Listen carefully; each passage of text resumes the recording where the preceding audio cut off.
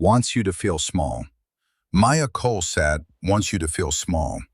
Maya Cole sat with her hands flat on the table, her posture straight, her face unreadable.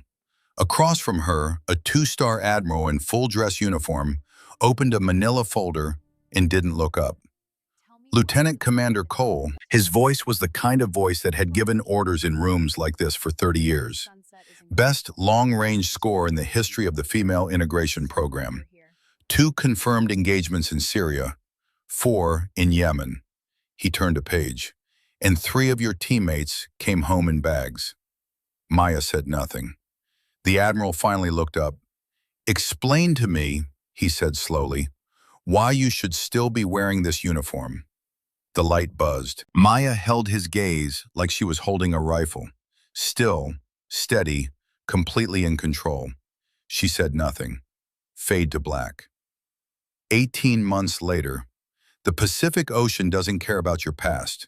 It doesn't care about your rank, your record, or the weight you carry when you lace up your shoes at 5 in the morning. It just keeps moving, gray and vast, without memory or judgment, the same way it moved the day you first ran this beach, young and scared and determined to prove something to people who had already decided what you were. Maya ran Silver Strand Beach at 5:47 a.m., the way she did every morning. Not for fitness, not for peace. She ran because movement was the only thing that kept the other thing, the still, quiet thing that lived in the space between sleeping and waking, from catching up with her. Her breathing was controlled. Her pace was mechanical. Her eyes moved the way the eyes of a trained operator always move, scanning, logging, cataloging without conscious instruction. A jogger 200 yards ahead. A car idling in the lot with its engine running and no one visible inside. A man walking a dog near the waterline who had been there the past 4 mornings in a row. Same dog, different route each time. She noted it and filed it away the way she noted everything. Not because she thought he was a threat, but because not noting things was a habit she had never been able to afford and had stopped trying to break. She slowed near the south end of the Strand, where the path curved toward the fence line of Naval Base Coronado. In the gray, pre-dawn light, she could see the outline of the training area, the obstacle course, the water tower, and the small wooden post that most joggers ran past without a second look. She stopped. The post was weathered and plain, marked only with a faded placard, BUD/S class graduation marker. Dozens of classes had run past it. Hundreds of candidates had quit within sight of it. Maya had not quit. She stood there for exactly 11 seconds. Her right hand moved without conscious thought to her left wrist, tracing the scar there. A thin white line, 2 inches long. The kind of scar that doesn't come from a knife or a bullet, but from a piece of destroyed equipment at a very bad moment, in a very dark place she was not allowed to name in any document that would ever be filed anywhere. She let her hand drop. She looked at the base one more time. Then she turned and walked to her car. She had a shift starting in 40 minutes. Coronado Memorial Hospital was not a large building, and it had the particular atmosphere of a place that had always been underfunded but refused to show it. The floors were clean. The equipment was functional. The staff had learned to make do, which in medicine, as in combat, is the difference between survival and collapse. Maya arrived 7 minutes early. She always did. She changed in the locker room, pulled her hair back, clipped her ID badge to her chest, Nurse M. Cole, and walked to the nursing station where the outgoing night shift was giving handoff. She listened. She watched. She asked one quiet question about a cardiac patient in room 114 and absorbed the answer without writing it down. The charge nurse that morning was Karen Doyle, 52 years old, 26 years in the same building. The kind of woman who had seen enough young nurses come and go that she had stopped learning their names until the 90-day mark. She handed Maya a patient assignment list without making eye contact. Room 108, 112, 117 in the intake bay, Doyle said. Don't touch anything in the supply room without signing for it. Dr. Strand's pre-rounds start at 7:30. Don't be in the hallway when he walks through. Understood, Maya said.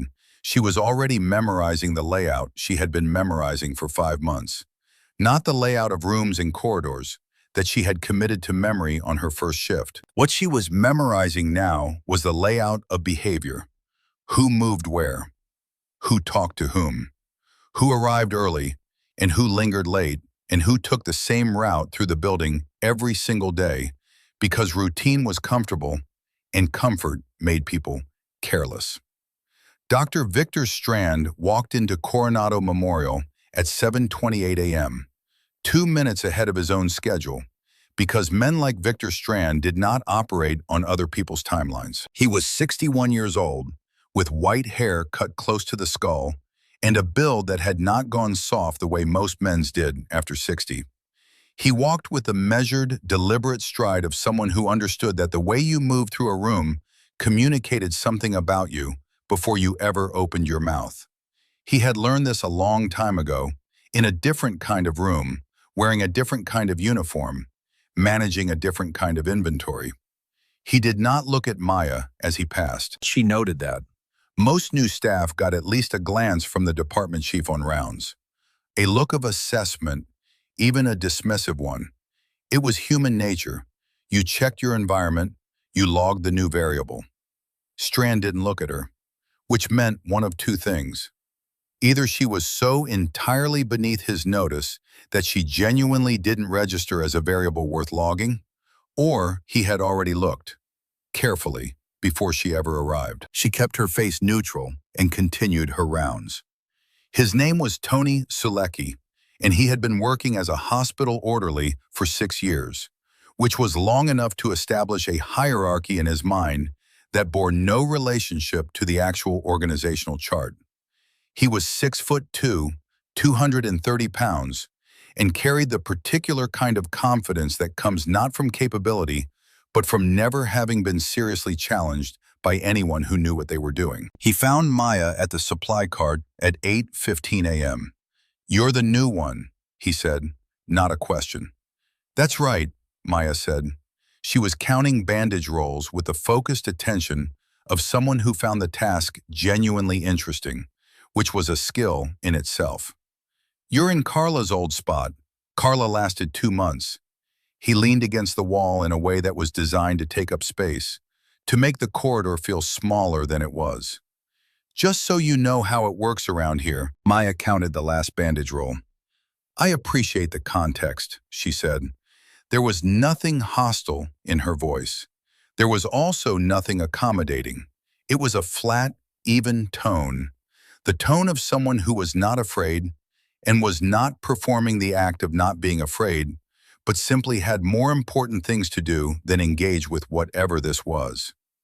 Tony looked at her for a moment. Something in the back of his brain, a very old, very primitive part that existed below language and training and the daily performance of being a large man in a small world, sent a signal he didn't know how to interpret. He pushed off the wall and walked away. The incident in the waiting room happened at 9:47 a.m. A man, large, disoriented, somewhere between drunk and in genuine crisis, had gotten up from his seat and started moving through the intake area in a way that was going to hurt someone. He had already knocked over a chair and put his elbow through a wall-mounted hand sanitizer dispenser. His name was later recorded as Dennis Purcell, age 44, presenting for a substance issue and clearly somewhere past the point where words were getting through. Tony Sulecki and 2 security staff reached him first. It did not go well. Purcell was not violent in an organized way. He was violent the way a structure collapses, randomly and in all directions at once, which is actually harder to manage than focused aggression because there is no center to it, no logic to anticipate. Maya came around the corner from the hallway and stopped. She took in the scene in approximately 1.5 seconds. She walked forward. "Excuse me," she said, not loudly, stepping between Tony and the patient with a kind of calm that is only possible in a person who has spent years training their nervous system to stay quiet in exactly the moments when every biological instinct is screaming in the other direction. Purcell swung toward her. He outweighed her by over 100 pounds. He was a full foot taller. What happened next took 4 seconds. It was not dramatic. It was not a movie fight. It involved a specific wrist position, a precise application of downward pressure on a joint that most people didn't know existed, a pivot, and a controlled descent to the floor. Purcell went down the way large things go down when they have been properly guided. Not crashed, not broken, but redirected. He sat on the linoleum looking genuinely confused about how he had arrived there, and Maya crouched beside him with one hand steady on his shoulder. "You're okay," she said quietly. "You're in a hospital. Nobody's going to hurt you." The waiting room was silent. Tony stared at her with an expression that had not yet decided what it was. At the far end of the hallway, just past the nursing station, Dr. Victor Strand had paused mid-stride. He stood with a chart in his hand, watching. His expression did not change. He did not look surprised. He did not look impressed. He looked like a man checking a measurement against an expected value and finding that the numbers matched. He turned and continued walking. That night, Walt Greer was in the security station at the east end of the building, drinking coffee that had been sitting on the burner for 2 hours, when Maya came around the corner and reached past him to the key rack. She took the wrong set. He stood up and held out the correct ones without speaking. Their eyes met. It lasted half a second, the duration of a breath, the amount of time it takes two people who have been trained in the same discipline, by the same methodology, for the same purpose, to run a very specific kind of mutual assessment. He saw the way she held herself, the way she had come through the doorway without being framed by it, angled back to the wall before she was fully inside. The way her eyes had swept the room in a single pass before she looked at him. She saw his hands. The way he had risen from his chair, not fast, not slow, but with the complete absence of wasted motion that belongs to people who have learned, in environments where efficiency was not a preference, but a survival requirement, to move only when the movement meant something. She saw the posture, the awareness, the particular quality of stillness that was not rest but readiness wearing rest as a disguise. She took the correct keys. "Thank you," she said. "Yep," he said. She left. Neither of them said anything more. They didn't need to. The parking lot behind Coronado Memorial was empty at 10:40 p.m. A maintenance light buzzed at the far corner. The ocean was close enough that you could hear it when the wind came off the water, which it did. Walt was finishing a perimeter walk when Maya fell into step beside him from a direction he hadn't been watching, which told him what he needed to know about her training and her intentions both. He didn't react visibly. That told her what she needed to know about his. They walked in silence for a few steps. "SEAL Team 6, she said, not a question. "Class of 2019. "Force Recon, he said, "Class of 1986. They kept walking. The maintenance light buzzed. The ocean moved in the dark beyond the fence line. "You've been here a while," she said. "Long enough," he said. She thought about asking the next question and decided to wait. There was a right time for that conversation. This wasn't it. She turned and walked toward her car. He watched her go, then finished his perimeter walk. That night, alone in her apartment, a spare, deliberately empty space 3 blocks from the hospital, furnished with the minimum required to suggest a person lived there and nothing more. Maya sat at the small desk in the corner and opened a laptop that was not connected to the regular internet. She typed in a name she had been thinking about since morning. Victor Strand. The search returned what it always returned. The hospital biography, the medical license, a 15-year-old conference presentation on trauma protocols. She went deeper, into places that required credentials she technically no longer possessed, but had never been fully locked out of, because the people who managed those access points were sometimes careless in ways that were useful. And then she stopped. The file had been accessed. Not by her, not from her address, from an internal network IP that she traced in 40 seconds of focused work, to a terminal inside Coronado Memorial Hospital. The access had happened at 3:14 in the afternoon, before her shift ended, before she had typed the name herself tonight. Someone inside that building had looked at this file today. She sat back and looked at the screen and thought about what that meant. She had come here to disappear, to be invisible, to be, as far as anyone with reason to look was concerned, a quiet woman in a quiet job in a quiet city, working out whatever she needed to work out before deciding what came next. Someone in that building had been watching her. Someone had been watching her, watching Strand. And they had left the access record in a place they knew she would find it, which meant they wanted her to know. Which meant this was not surveillance, it was a message. She closed the laptop, stood, moved to the window, and looked toward the dark outline of the naval base, its lights steady against the black water. She had learned something the hard way, in a place she couldn't name, at a cost she was still paying. The most dangerous opponent was never the one coming at you directly. It was the one standing still, watching, letting you move through their space, and believing you were choosing your own path. Somebody in that hospital had already mapped her path. She turned back to the room. "All right," she said quietly, to nobody. "Game on." Harlan Mossgrove woke at 6:14 in the morning, which Maya knew because she had checked his vitals at 6:10 and his eyes had been closed.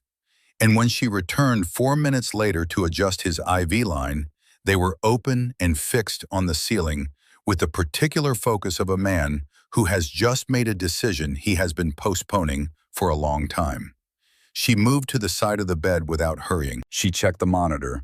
She wrote something on the chart. Standard motions, the kind a camera would record and a reasonable person would watch and see a nurse doing her job. Mossgrove's hand moved to her wrist. His grip was stronger than it should have been for a man who had been shot less than 36 hours ago, which told her something about the kind of life he had lived before he became, according to his admission paperwork, a retired logistics accountant from Chula Vista. He kept his eyes on the ceiling. "The manifest," he said. His voice was low and measured, the voice of a man who had been careful with his words for so long that careful had become the only register he possessed. 1991. Strand signed it, all of it. A pause that had weight in it. Get out before they move the shipment. Maya's pen did not stop moving on the chart. "When," she said. One word delivered the way you ask someone what time it is. "Thursday," he said. "Maybe sooner now." The door opened. Dr. Victor Strand walked in with 2 residents behind him, the way he always conducted morning rounds. Unhurried, eyes going to the monitor first and the patient second, which was a habit that told Maya a precise and unflattering thing about how he thought about the people in these beds. Mossgrove's eyes were closed. His hand was at his side. His breathing had assumed the slow, even rhythm of unconsciousness, performed with the ease of a man who had practiced it. Maya finished writing on the chart, replaced it at the foot of the bed, stepped back to the wall. Strand read the chart. He said something to one of the residents about fluid management. He looked at Mossgrove the way a man looks at a problem he has already calculated the solution to. He did not look at Maya. She left the room before him and took the long way back to the nursing station. The basement storage area had been partially converted to a records archive in the late 1990s, and then largely abandoned when the hospital moved to digital filing. The fluorescent lights functioned on only one side. The shelving was deep and unsorted. It was precisely the kind of space that disappeared from institutional consciousness, present in the building plan, absent from anyone's daily awareness. Walt Greer was there at 11 p.m. He had moved 2 shelving units away from the far wall and set up a folding card table in the space between them. On the table was a foam board covered in photographs, printed schedules, circled dates, and columns of handwritten notes. The handwriting was small and precise, the handwriting of someone who had learned to write in conditions where paper was scarce and accuracy was not a preference. Maya stood at the edge of the light and looked at the board for a long moment without speaking. "How long?" she said. 16 months, he said. She studied the delivery records, the circled dates, the notes in the margin that cross-referenced times against shift changes, against weather records, against the rotation schedule of the overnight security staff. "You built this alone," she said. Danny was 29 years old. He said it the way you state a fact that you have repeated to yourself so many times it has stopped being a wound and become something structural, a load-bearing wall you have organized your interior life around. Navy intelligence. He had a way of finding things that people had spent a great deal of effort and money making sure stayed buried.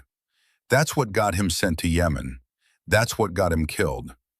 She looked at the dates. The pattern was unmistakable once you knew the shape of it, which was always the problem. Patterns only resolved into legibility in retrospect, and retrospect came too late. "The vehicle comes in on the service road," Walt said, pointing at the board without touching it. "After midnight, every 11 to 14 days, irregular enough to avoid obvious pattern detection, regular enough to be a schedule. It always enters through the loading bay that Strand controls the access codes for personally." He tapped the edge of the board. 9 deliveries logged. No corresponding paperwork in any system I can access. Whatever arrives leaves again before 4 a.m. "Do you know what's in it?" "Not yet," he said. "That's what you're for." She looked at him. He looked back. There was no theater between them. Two people in a basement, looking at a problem, understanding that the only question remaining was operational. "We have the pattern," he said. "We don't have the target," she said. He nodded. "Not yet." She went in 3 nights later, Wednesday, 1:20 a.m. The hospital at night had a specific quality of stillness. Not silence, but containment, the sounds reduced to their functional minimum. Monitors, ventilation, the occasional footstep on a corridor floor.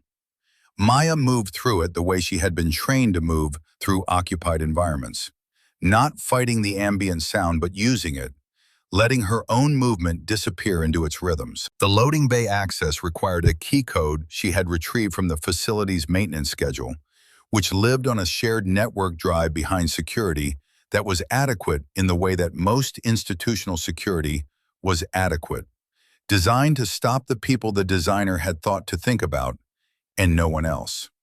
The storage area behind the loading bay was large and cold. Tall metal shelving ran in rows through the center. The lighting was motion-activated.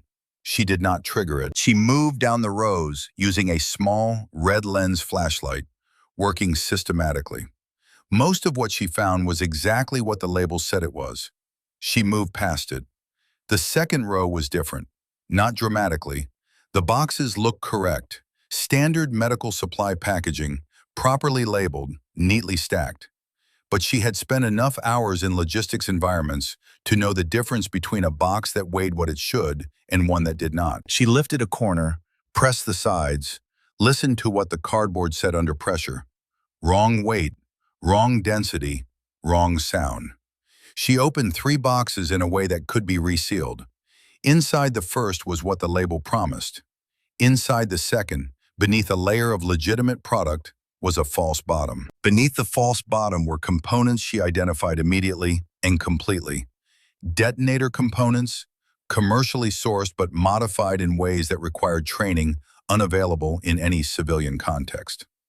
The third box had a second shipping label beneath the hospital label. She peeled the corner back far enough to read the origin code.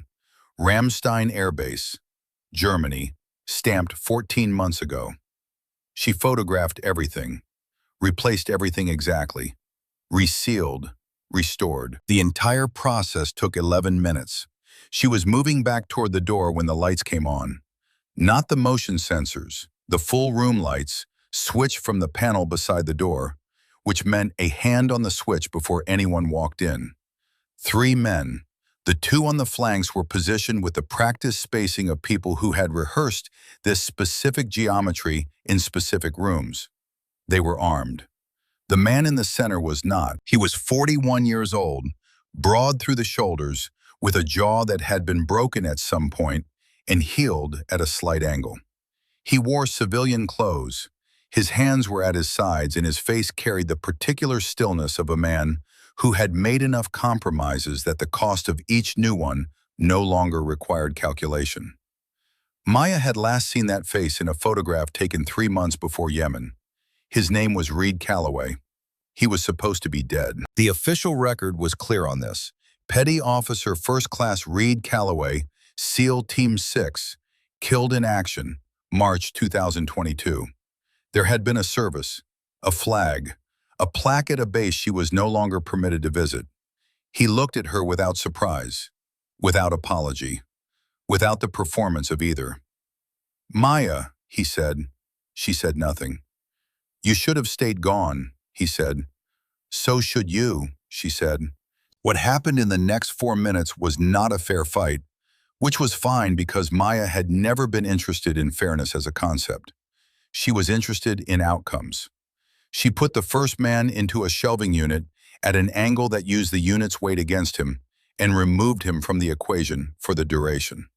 She dealt with the second in the dark space between 2 rows, where his size became a liability and her dimensions became assets she had spent years learning to deploy. He went down hard.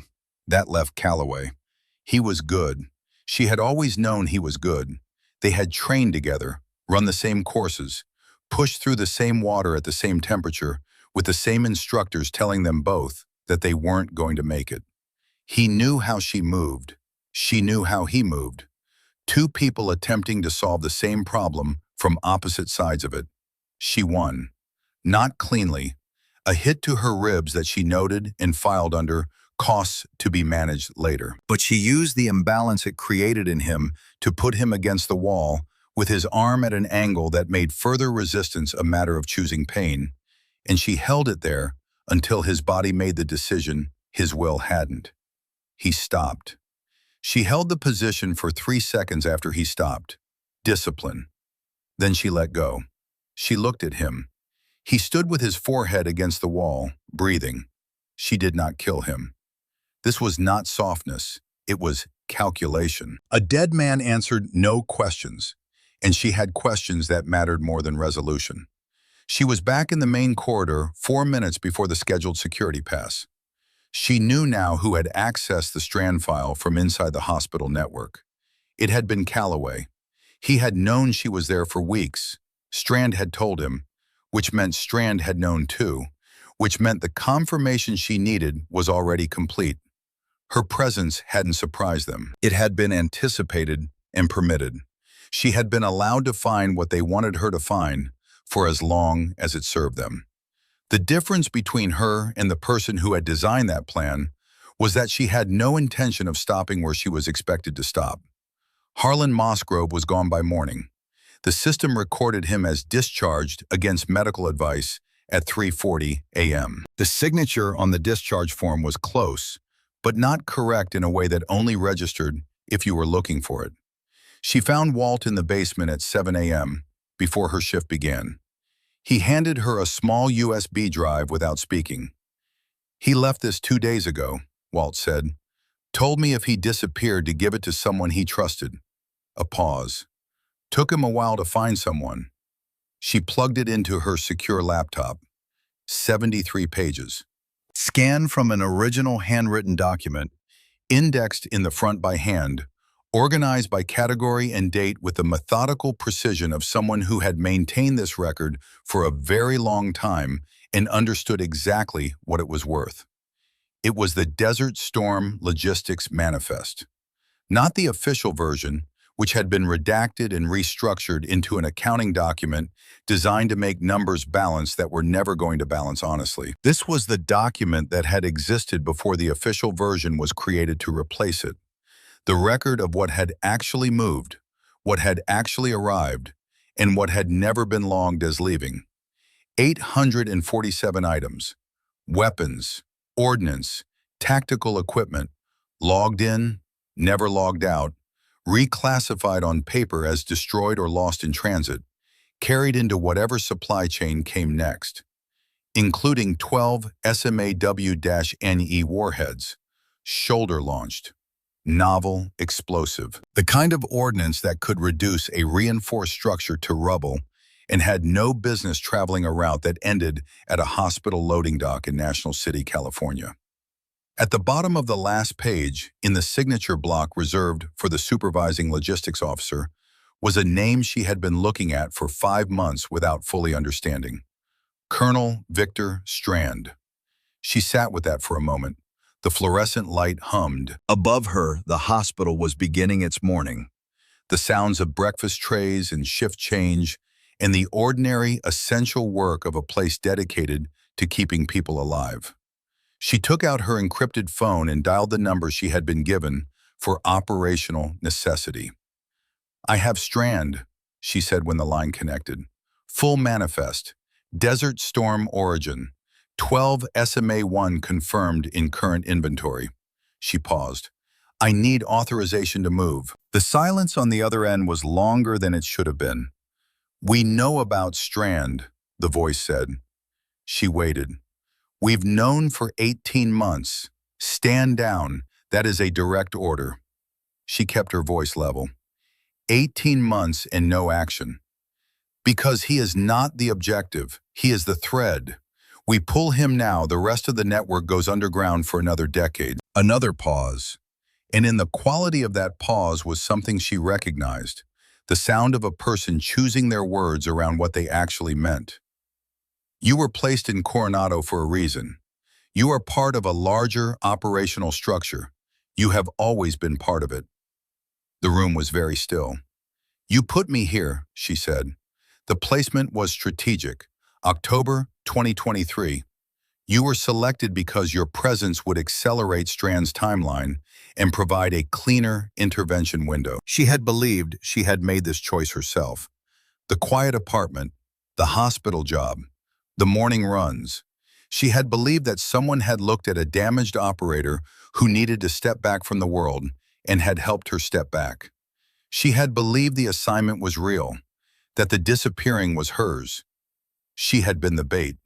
She had been inside the trap since October, placed there by people who knew her well enough to predict where she would look and what she would find, and who had decided that her finding it was useful to them in ways they had never considered she needed to understand. She ended the call. She sat in the basement of Coronado Memorial with a manifest that proved the man making rounds upstairs had helped move weapons that had traveled a long and ugly road before ending up in the hands of people who used them to kill American personnel, including her 3 teammates, including Walt Greer's son. And she understood now that the people who were supposed to prevent exactly this had been watching it develop the way you watch a controlled burn. Standing back, managing the edges, waiting for the moment the fire showed them what they wanted to see. She put the phone in her pocket, stood, walked to the door at the end of the storage room, and knocked twice. Walt opened it. He looked at her face and did not ask about the call. He had been reading faces for 40 years, and he understood what this one was saying. "Tell me about Danny," she said. He was quiet for a moment. Then he stepped back and let her in and closed the door. And in the cold fluorescent light, they sat across from each other, and Walt Greer talked about his son for the first time in a very long time to someone who had a reason to listen. And the night moved toward morning, and Thursday was 2 days away. Somewhere above them, in an office with the blinds closed and the desk lamp burning, a man who had been running the same operation for 30 years looked at a security feed and saw what he expected to see.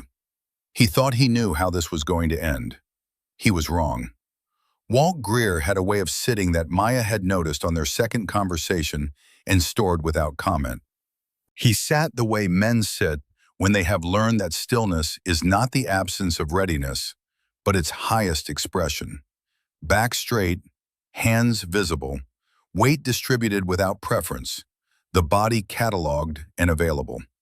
It was the posture of a man who had spent decades in rooms where the wrong movement at the wrong moment produced consequences that could not be reversed. He sat that way now, in the basement, across the card table from Maya, with the foam board between them and the manifest open on the laptop beside it. He had listened to everything she told him about the phone call without speaking. When she finished, he was quiet for a while. "They used you," he said. "Yes. And they used Danny." He said it without heat, which was worse than anger. "My son found the thread that led back to Strand. They knew what he found. They let him go to Yemen anyway, because it served their window." He looked at the board. He wasn't killed because he was careless. He was killed because someone decided his death was an acceptable variable in an operation he wasn't told he was part of. There was nothing useful to say to that, and Walt Greer was not a man who needed comfort. He needed the truth, and she had given it to him. "So," he said, "what do we do?" Not a question. "We finish it," she said, "our way, without the chain of command." He held her gaze for a long moment. "You understand what that means for both of us." "I understand exactly what it means." The fluorescent light hummed. Somewhere above them, a cart rolled down a corridor, and the wheels squeaked twice and faded. "All right," Walt said. He stood and moved to the board. "Let's work the problem." The problem had three parts, and they laid them out the way they had both been trained to lay out problems. Sequentially, without sentiment, without optimism about the components that were hard. First, locate the actual storage site for the SMAW-NE warheads. The loading bay material was transit staging. The warheads themselves were elsewhere. Walt's 16 months of pattern analysis pointed to the port area of National City, 8 miles south, a private logistics warehouse operating under a medical supply company registered in Delaware, which was the corporate equivalent of a paper bag with a name tag. Second, build a record that could not be managed. Not a report filed through channels that had demonstrated their willingness to manage inconvenient information. Something that existed in enough places simultaneously that suppression became logistically impossible. Visible enough that no institutional interest could fold it quietly. Third, protect Harlan Mosgrove.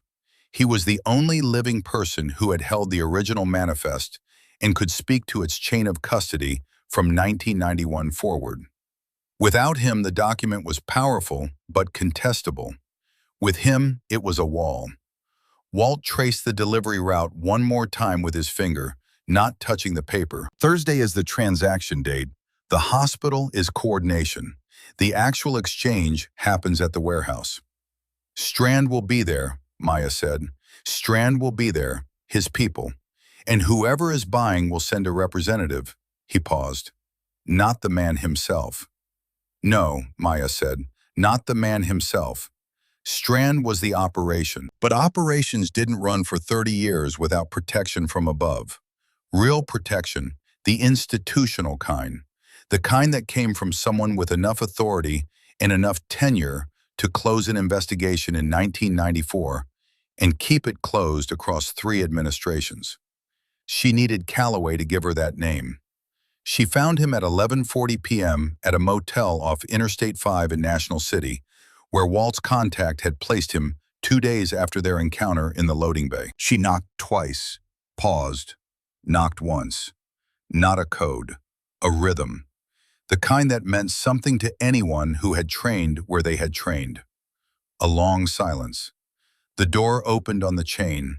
Calloway looked at her through the gap. He was wearing a gray t-shirt, and his right hand was wrapped where she had bent it. His eyes were the eyes of a man who had not slept well in a long time, and had stopped expecting to. She held up the manifest printout, first page only, signature visible. He unlatched the chain. The room had the sparse quality of a space occupied by someone who had stopped accumulating things. Duffel bag by the wall, closed laptop on the table, a pistol on the nightstand that he made no move toward. She noted it and sat in the chair by the window. "You knew about the manifest," she said. "I knew pieces. Enough to understand what I was inside of, not enough to see the full shape." He looked at his wrapped hand. "I got into this because of debt, the wrong kind, owed to the wrong people." Strand offered a solution that looked contained. A few deliveries, some logistics facilitation. Nothing that was going to reach American soil. He stopped. That was the story I was telling myself. Yemen, she said. He didn't look away. I didn't know about Yemen in advance. I found out after. By the time I understood what had happened, I was far enough in that extraction looked worse than continuation. He paused. That's also a story I told myself. Who gave the order to burn our position? He was quiet for a moment. Then he reached into the duffel bag and took out a folded piece of paper. He held it without opening it, as though weighing it against something that had been on the scale for a long time. Not Strand, he said. Strand manages the inventory, the distribution, the financial architecture. The decision to burn your team came from above him, from the person who has been the ceiling on this entire operation since before Desert Storm ended. Who? Congressman Douglas Whitmore, he said. House Armed Services Committee. 22 years on the committee. He killed the 1994 investigation with 2 phone calls. He has been the reason no inquiry has ever reached Strand, because every inquiry that got close enough to matter went through a committee he sat on or a subcommittee he influenced. He put the paper on the bed between them. He's leaving, not running, retiring. His term ends after November, and he's not seeking re-election. Thursday's transaction is the exit payment, large enough to fund whatever he's built on the other side. Maya picked up the paper, a printed flight itinerary. Dulles to Zurich, Friday morning. Connection to Geneva. The routing of a man who understood extradition treaties and had made his arrangements accordingly. Why are you giving me this? She said. He looked at the wall. Because Danny Greer was 29 years old, and I knew him. Not well. Enough. He paused. And because I have been carrying Yemen for 2 years, and it does not get lighter. She studied him for a long moment. The man she had trained alongside had possessed a specific and careful quality, a habit of double-checking everything, of trusting nothing to work correctly on its own. That carefulness was gone. Something had dissolved it and left this behind. A man in a motel room off I-5 with a wrapped hand in a piece of paper he'd been holding for 2 years. Walt Greer, she said. Do you know the name? I know the name. His son was Danny Greer. Calloway closed his eyes. When he opened them, something had cleared in them, some obstruction that had been there long enough he had stopped noticing it.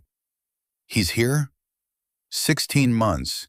He came looking for answers. He built the entire pattern by himself, in a hospital basement, on a security guard's salary. She stood. Now you're going to help us close it, and then you're going to walk into NCIS and give them everything you gave me tonight, plus everything you haven't told me yet, because there is always more, and I don't have time for it right now. He nodded. The nod of a man arriving at a conclusion rather than making a choice. She picked up the itinerary and moved to the door. Maya, he said. She stopped. I'm sorry, he said, for all of it. She stood in the doorway. I know, she said. Let's make it mean something. Wednesday passed the way days pass before operations. Slowly in the body, quickly in the mind. Maya worked her full shift, changed dressings, managed a difficult placement, answered Karen Doyle's questions with accurate information, delivered in a tone that gave nothing away, while the other part of her brain ran the approach continuously. The entry points, the contingencies, the variables she controlled, and the ones she didn't. Brennan Caulfield found her in the break room at 2 in the afternoon. He was 29 years old, the son of a Force Recon Marine who had come home and raised a son, who understood without being told when something serious was moving beneath the surface of ordinary events. He poured coffee without asking and slid it across the counter. You look like you're doing math, he said. I'm always doing math, she said, the complicated kind. He leaned against the counter. My dad used to get that same look, like he was already somewhere else, working something out. She looked at him. She had been careful around Brennan for 5 months.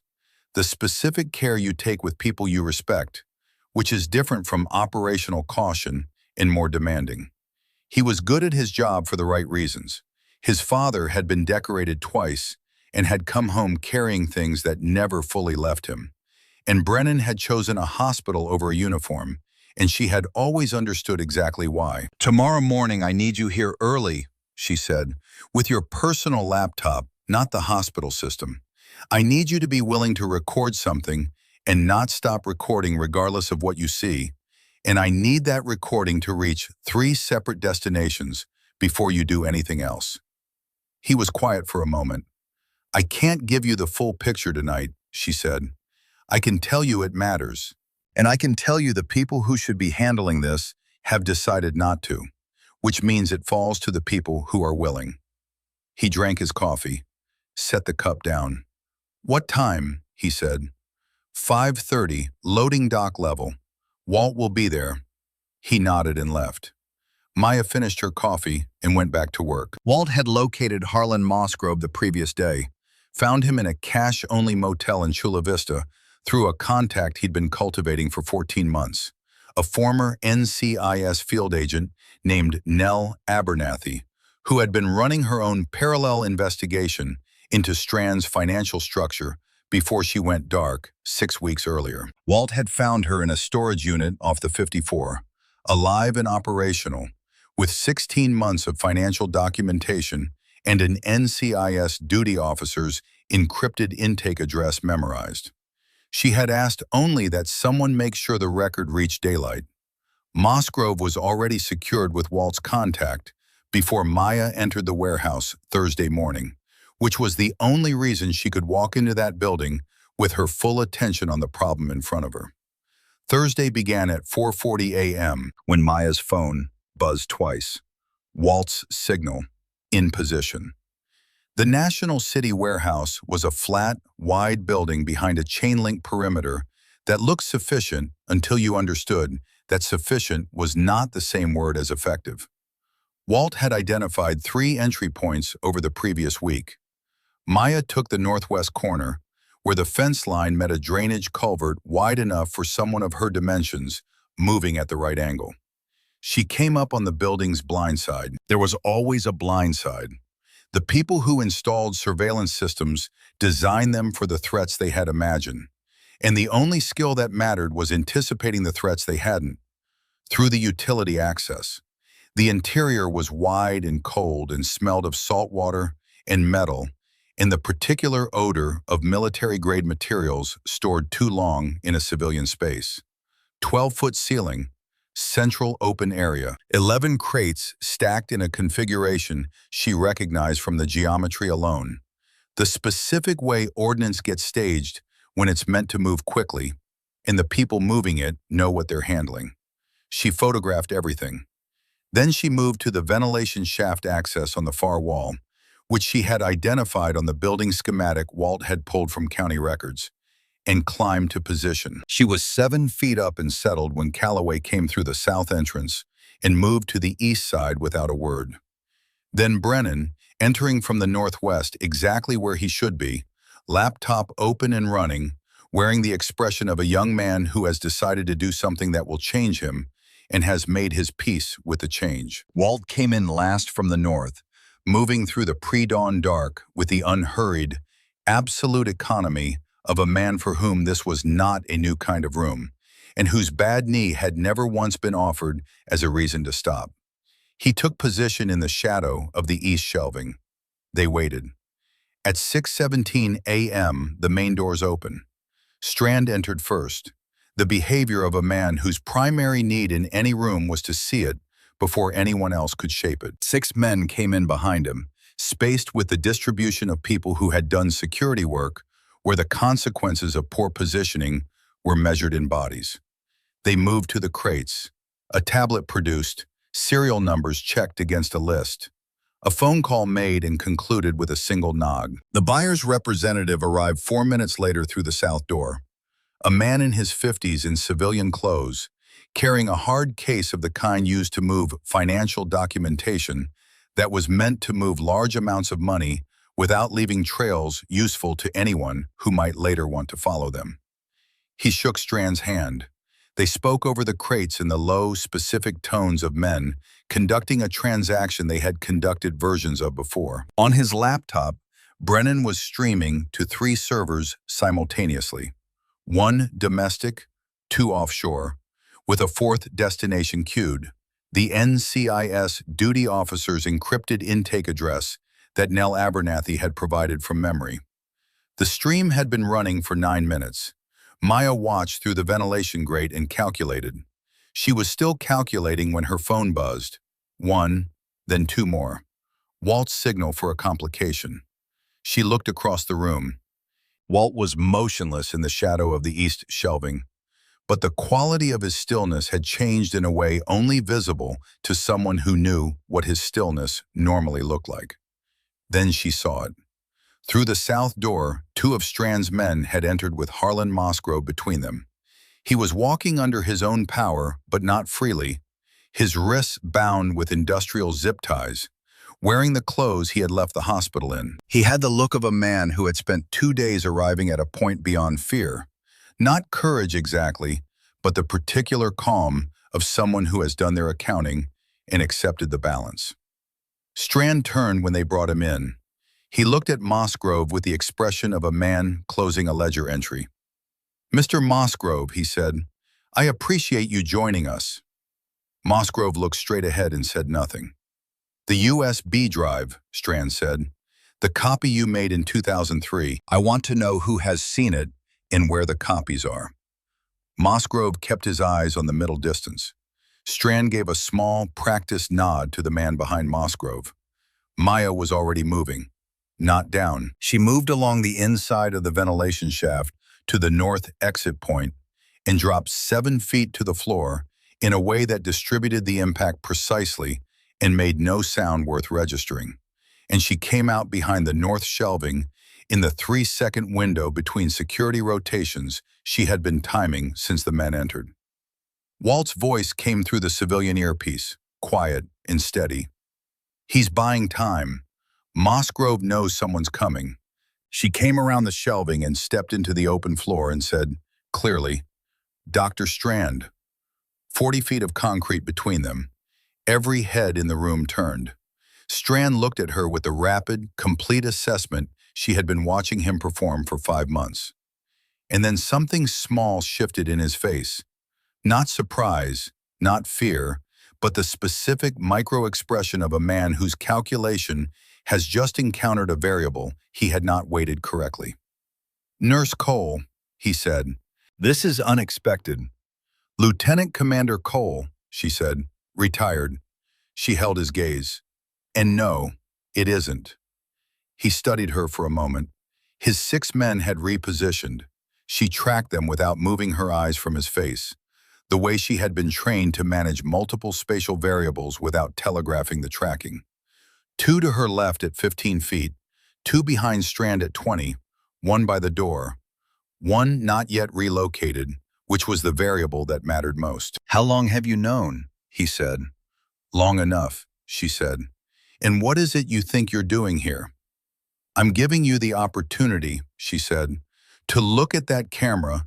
She indicated the device Brennan had positioned on the northeast shelving 30 minutes before Strand arrived. "And understand that this conversation has been streaming for 14 minutes to destinations you cannot reach." His eyes went to the camera, back to her. His expression held, but the quality behind it changed. From control to calculation, which was a different thing. "NCIS received the feed 8 minutes ago," she said. "They have the manifest, the component inventory from your loading bay, and a witness who will testify to the chain of custody going back to 1991. And they have a name above yours, not yours, the one above." She watched that land, watched the precise moment when he understood the ceiling had been named. "Douglas Whitmore," she said. The buyer's representative moved 1 step toward the south door. "I wouldn't," Walt said from the east wall, and the man stopped. There was something in the voice of a 64-year-old retired Master Chief standing in the shadow of a warehouse shelf that communicated, with complete clarity and no ambiguity whatsoever, that the options available to the person being addressed had been materially and permanently reduced. Strand's hand moved, not toward her, but to the man on his right. A signal, small and practiced, the kind that means something specific to someone trained to read it. The man brought his weapon up. The shot came from above and left, a non-lethal round, placed with the precision of someone who had been holding that shot for 30 seconds and knew exactly where it needed to go. The weapon left the man's hand. Strand's arm snapped back. The gun hit the concrete. Calloway came down from the northwest shelving where he had been in position since 5:50 a.m. He landed clean, moved to the south door, closed it, and stood in front of it with the quiet finality of a man who has decided exactly where he is going to be and has settled every argument he was going to have with himself about it before arriving. The room was still. Strand looked at Calloway. Something moved across his face that, in another context, might have been called betrayal, which struck Maya as one of the richer ironies available in the room. "It's over, Victor," Calloway said, not with satisfaction, with the flat, impersonal tone of a statement of fact. Strand stood in the center of the room, with 6 men around him who were all arriving at the same arithmetic. He looked at Maya. "You know what you've done," he said. "The people above Whitmore don't disappear because you recorded a warehouse. The structure survives him. It survives me." "I know that," she said, "but you don't survive this. Whitmore doesn't survive this. And the 14 people you coordinated with to burn our position in Yemen now have nothing standing between them and a federal investigation that is going to be far too visible to manage quietly." She held his gaze. "You asked what I think I'm doing here. That's what I'm doing." He looked at her for a long moment. Then something in his posture changed. A small, almost involuntary adjustment, the kind a body makes when it registers the end of something before the mind has issued the corresponding instruction. He put his hands behind his head. His men, reading him the way men read the person they work for, did the same. One by one, the buyer's representative placed the hard case carefully on the floor, stepped back from it, and raised his hands. NCIS arrived 4 minutes and 17 seconds later. The processing took most of the day. Maya sat in a folding chair against the warehouse wall and watched the methodical machinery of a federal investigation assembling itself around the room. The chain of custody procedures, the documentation protocols, the careful sequencing of a legal architecture being built to last. She had stood on the other side of this process before, the gathering side, and watching it from this angle was a different experience that she stored without judgment. Walt sat beside her.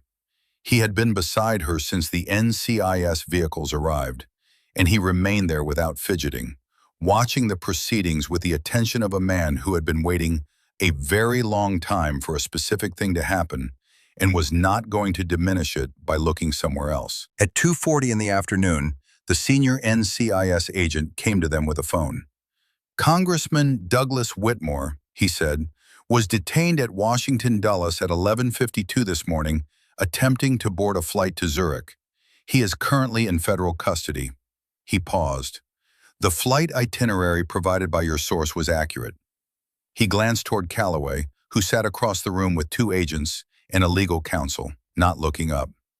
Walt let out a slow breath. It lasted 2 seconds. Maya understood that those 2 seconds contained something like 22 months of a particular kind of waiting, the kind that has no guaranteed end, that requires the person doing it to decide each morning that the answer might still be coming, compressed into an exhale. She put her hand briefly on his forearm. He nodded once. At 5:15 p.m., as the warehouse light turned the specific orange of a San Diego evening approaching the water, her phone rang on the operational number. She let it ring twice. Then she answered. "You were supposed to stand down," the voice said, flat, managed, institutional. "I know," she said. "You violated a direct order. You compromised a 16-month surveillance operation. You exposed assets and—" "I stopped 12 SMAWNE warheads from reaching an unlicensed domestic armed group," she said. I produced an evidentiary record that will hold up in federal court. I secured a witness who will testify. I identified and enabled the arrest of a sitting congressman who ordered the sale of my team's location to protect a 30-year black market operation. She kept her voice level. And I accomplished all of it before the man on the flight itinerary was in the air. A silence. There will be a review, the voice said. There should be, she said. There should have been one 2 years ago. She ended the call. Brennan appeared at her elbow with 2 cups of coffee from the NCIS mobile command vehicle. He handed her one, and she took it. What happens now? He said. For you, you go home. You did your job. What you recorded this morning is going to matter for a long time. She looked at him. Your father would have understood exactly what you did this morning, the choice of it, and the cost of it, and why it was worth both. Something in him settled, a small, visible shift, the kind that happens when a person hears something they needed to hear without knowing they were waiting for it. He left. She drank her coffee and watched the last of the processing and did not think about what came next. Silver Strand Beach in the early morning was what it always was. The Pacific moved the way it had moved before either of them were born and would move long after, without memory, without judgment, without the particular accumulated weight that human beings carry when they have done something that cannot be undone and must simply be lived forward from. Maya ran at 5:47 a.m., same time, same route. The body remembered what the mind was still learning to release. She ran the full length of the Strand and came back at a pace that was slower than usual, not from exhaustion, but from the deliberate choice to decelerate, the body adjusting to a rhythm that was not driven by something chasing it. She stopped at the BUD/S marker. Walt was already there. He sat on a flat piece of driftwood to the side of the path, facing the water, a paper cup of coffee balanced on his knee. His collar was up against the morning wind. He had the look of a man who had arrived at the far side of something he had been crossing for a very long time. She sat down beside him. The ocean moved. A pelican passed in a long, low glide above the waterline, utterly indifferent to everything below it. Walt reached into his jacket and produced a photograph. Wallet-sized, worn at the edges in the way things wear when they are carried for years close to the body, taken out and looked at and put back and never put away. A young man in Navy dress uniform, 20-something, with Walt's jaw and an easier version of Walt's face, the version that had not yet been shaped by the years that shaped Walt's. He placed it on the sand and weighted one corner with a small stone. Maya reached into her jacket pocket.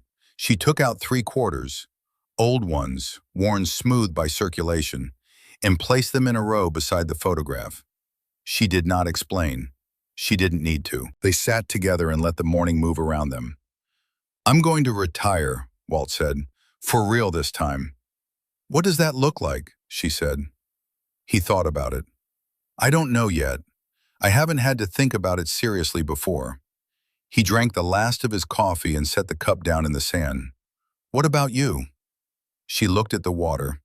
The gray at the horizon was pulling toward blue as the sun approached from below the edge of it, the light announcing itself before it arrived. There's work that needs doing, she said. There always is. But I think I'm done doing it the way I've been doing it. A pause. Alone. Walt looked at her sidelong. The look of a man who has heard something that registers as significant and is deciding whether to say so. That a fact, he said, not a question. That's a fact. He was quiet for a moment. Then, Danny used to say the problem with this work was that you could never tell, while you were in the middle of it, whether what you were doing was going to matter. You had to act on what you knew and trust the rest to resolve. He paused. I used to tell him that was naive. Was it? Walt considered the water. No, he said, I was wrong about that one. The sun broke the horizon. The water went from gray to silver to a color that had no exact name. The specific light of the Pacific in early morning, when the sky is clear and there is nothing between you and the far edge of the world but open water moving in the wind. Walt stood, looked at the photograph one last time. "I'll see you around, Lieutenant Commander," he said. "Yes, you will," she said. He walked up the beach. She stayed. She sat with the photograph in the three quarters, in the sound of the water, and did not try to do anything with the morning except let it be what it was. A specific morning, unrepeatable, arrived at through a specific chain of decisions and costs and choices made by people who believed that what they were doing mattered, even when they couldn't see the shape of it yet. After a while she stood. She looked north toward the base, the buildings, the training areas, the water tower, the place that had made her what she was. The place that looked like nothing from the outside, which had always been, she thought, precisely the point. She walked up the beach, the photograph stayed, the quarters stayed, the stone held the corner down against the wind. 3 weeks later, a federal grand jury returned indictments against Congressman Douglas Whitmore on charges including conspiracy, illegal arms trafficking, and obstruction of justice spanning multiple administrations. The indictment ran 47 pages. 11 additional individuals were named as co-conspirators. Victor Strand pleaded not guilty at arraignment and was remanded without bail. Reed Calloway testified under a cooperation agreement. The federal prosecutor noted in her case file that in 23 years of practice, she had never encountered a cooperating witness with more precise recall or more evident understanding of exactly what his testimony was costing him. Harlan Mossgrove gave his deposition over 2 full days in a conference room in a federal building in downtown San Diego. He was 73 pages of memory, organized and specific. The memory of a man who had been carrying something for 30 years and had been waiting, with diminishing hope, for someone to finally ask. Nell Abernathy received a commendation from NCIS that was classified for 18 months. Brennan Caulfield returned to work the following Monday, changed his shift to days, and spoke about what had happened at the warehouse exactly once, to his mother, who had been married to a Force Recon Marine for 22 years, and understood without needing the details. Walt Greer retired on the 1st of the month. He sent Maya a text that read, "Bad knees better, coffee's still terrible. Let me know when the next thing starts." She read it twice, standing at the window of her apartment, looking out at the water. She picked up the phone and replied, 2 words, "It has." They called her the new nurse, the small one, the quiet one, the one nobody needed to watch. They were wrong about all of it. Maya Cole walked into Coronado Memorial Hospital carrying nothing but a badge and a history she wasn't permitted to discuss. She walked out having done what trained federal investigators with 16 months of surveillance and institutional resources could not, or would not, bring themselves to do. Walt Greer spent 22 months looking for the truth about his son. He found it the way old soldiers usually find the things that matter most, not through the system, but alongside someone who still believed the work was worth doing right, even when the cost of doing it right was being the only one willing to pay it. Some missions don't end with ceremony. Some of them don't end with recognition or vindication, or any of the things that the people who design missions from behind desks imagine are the point. Some of them end on a beach at sunrise, with a photograph in the sand and 2 people who have stopped needing to explain anything to each other. The ocean kept moving. It always does.